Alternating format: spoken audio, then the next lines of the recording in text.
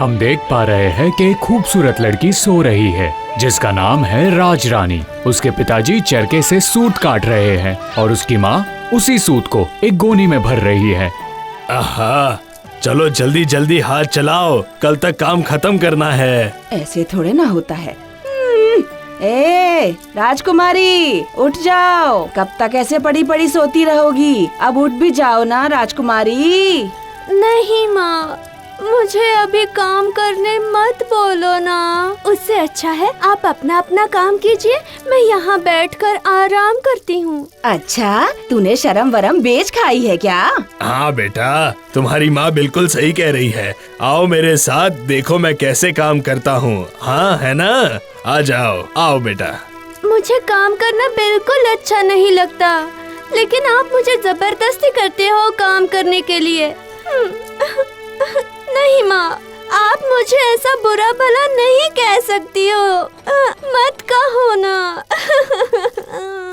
तभी उसी वक्त उनके घर के पास से रानी माँ का तांगा गुजरता है और वो लड़की रो रही थी। उसकी आवाज रानी माँ के कान में पड़ती है।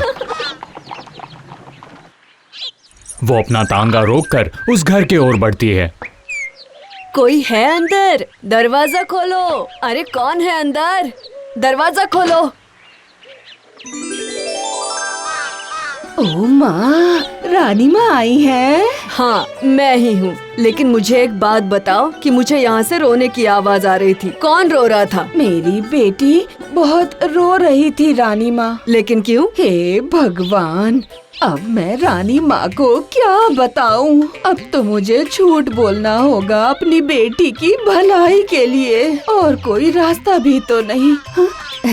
असल में रानी माँ, मेरी बेटी रात भर चरखे में सूत काटती रही और सुबह होते ही सारा धागा खत्म हो गया। अब मैं इतना धागा कहाँ से लाऊं रानी माँ? क्योंकि रानी माँ, हम लोग तो बहुत गरीब हैं। हर वक्त धागा कहाँ से लाएंगे हम लोग, बताइए।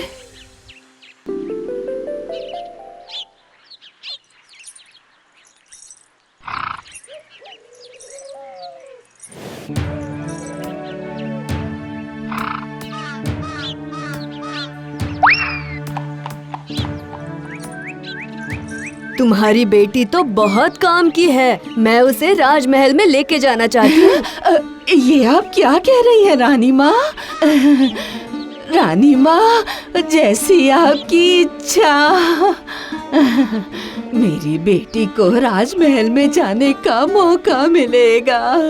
वो वहाँ जाएगी और काम करेगी, तो वो वहाँ पर बहुत सारे काम भी सीख जाएगी, और ये तो उसके लिए बहुत बड़ा सौभाग्य होगा।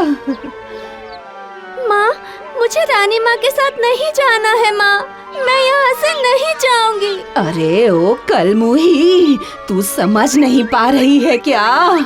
किसी को भी जीवन में इतना बड़ा सौभाग्य नहीं मिलता है।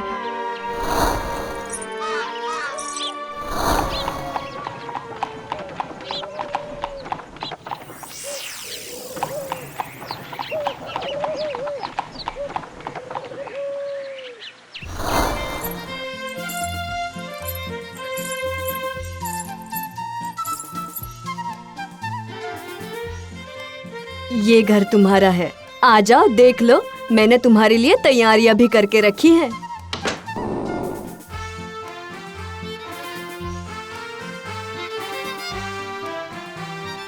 देखो, मैंने यहाँ बहुत सारा धागा रखवा दिया है। तुम्हारा जब तक मन चाहे तुम यहाँ पर काम कर सकती हो, तुम्हें कोई भी नहीं रोकेगा। मगर रानी माँ, मैं इतना काम कैसे करूँगी? अगर 3 दिन में तुमने ये पूरा काम खत्म कर दिया तो मैं मान लूंगी कि मेरे राज्य में तुमसे बेहतर लड़की और कोई भी नहीं है। इसलिए पुरस्कार के रूप में मैं तुम्हारी शादी मेरे बेटे से कर दूंगी। अच्छा ठीक है रानी माँ।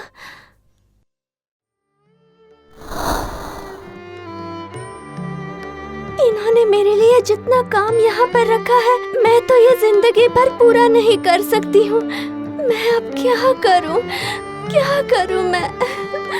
वो खिड़की खोलकर राजमहल के बाहर का नजारा देखती है। राजरानी बाहर का नजारा देखकर सब कुछ भूल जाती है।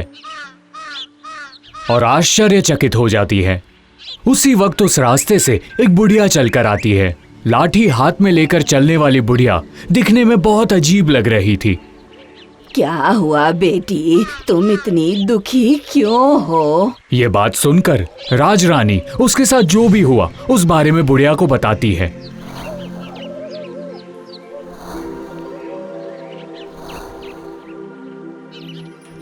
ये सब सुनकर बुढ़िया हंसने लगती है। मैं कर दूंगी तुम्हारा काम, लेकिन उसके बदले तुम्हें मेरी एक शर्त माननी होगी। जब तुम्हारी शादी हो जाएगी राजकुमार के साथ, तब तुम मुझे अपने महल में बुलाओगी और सबसे अपनी बहन के रूप में मुझे मिलवाओगी भी, और सबसे कहोगी कि मैं तुम्हारी बहुत प्यारी बहन हूँ।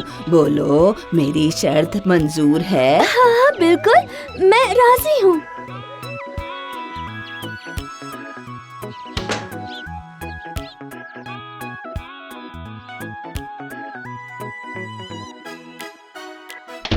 अरे ये भी कोई काम है भला?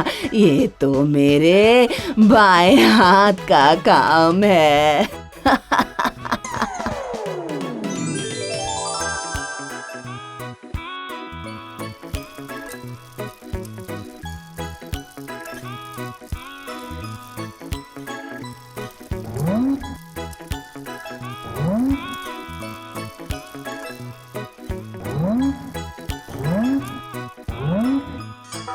ये लो बेटी, मैंने सब कर दिया। अब तुम्हें अपना वादा निभाना होगा।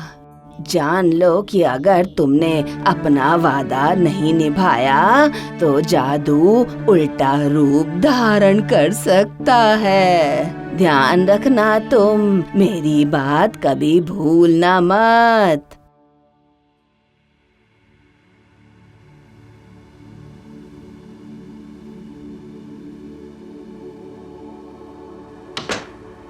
क्या हुआ बेटी, आज तो तीसरा दिन है, तुम्हारा काम खत्म हुआ या नहीं? अरे अरे, कितना अच्छा धागा निकाला है तुमने, ये कितना मुलायम है। तुम्हें क्या कोई जादू आती है? मैं तो अब मान लेती हूँ कि तुम्हारी जैसी गुणी लड़की मैंने आज तक नहीं देखी। मैं अभी मेरे बेटे के साथ तुम्हारी शादी पक्की कर देती हूँ। जो मेहनत करता है वो जिंदगी में एक न एक दिन सुखी जरूर होता है। धन्यवाद, धन्यवाद रानी माँ, मैं आपकी शुक्रगुजार हूँ।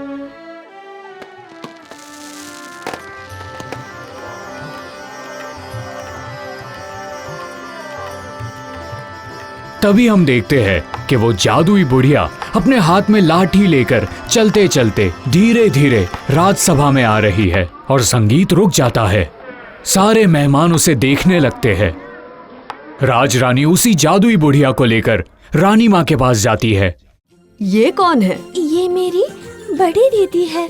आज जो भी मैंने काम सीखा है सब इन्हीं से सीखा है। अगर ये नहीं होती तो मैं कुछ भी काम सीख ही नहीं पाती थी। ओह, ऐसी बात है तो मुझे बोलना ही पड़ेगा कि आप राजरानी से भी ज्यादा गुणी हैं। सुनो, मैं तुमसे एक बात कहना चाहता हूँ। तुम इतनी ज्यादा खूबसूरत हो, इतनी सुंदर दिखती हो, पर तुम्हारी बड़ी बहन इतनी बूढ़ी और इतनी अजीब क्यों दिखती है? मैं उन्हें यही बुला लेती हूँ, आपके सारे सवालों का वो जवाब देंगे। युवराज, मेरी बात सुनो। सारा जीवन सूत काटते काटते मेरी ये हालत हो गई। घर का सारा काम करते करते मेरे पैर कितने सूज गए हैं, और सारा जीवन अपने होंठों से धागा पकड़ते पकड़ते मेरे होंठ भी ऐसे हो गए हैं राजकुमार। एक वक्त था जब मैं बहुत सुंदर थी राजकुमार। ऊपर वाले ने तुम्हें बहुत सुंदर पत्नी दी है, उससे तुम चरखा मत चलवाना, अन्यथा वो भी मेरी तरह कुरूप हो जाएगी। हाँ, सच कह रही हूँ राजकुमार, मेरी तरह हो जाएगी। दीदी, मैं आपको वचन देता हूँ कि आपकी बहन को मैं कभी भी सूत काटने के लिए नहीं भेजूंगा। वो कभी भी सूत नहीं काटेगी। मैं चाहता हूँ वो पूरी जिंदगी ऐसी ही सुंदर दिखती रहे। अच्छा, तो फिर वैसा ही होगा, वैसा ही होगा।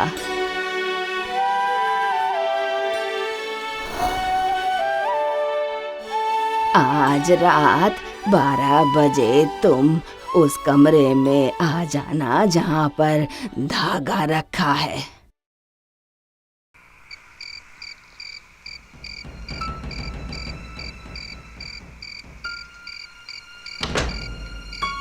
कौन हो तुम?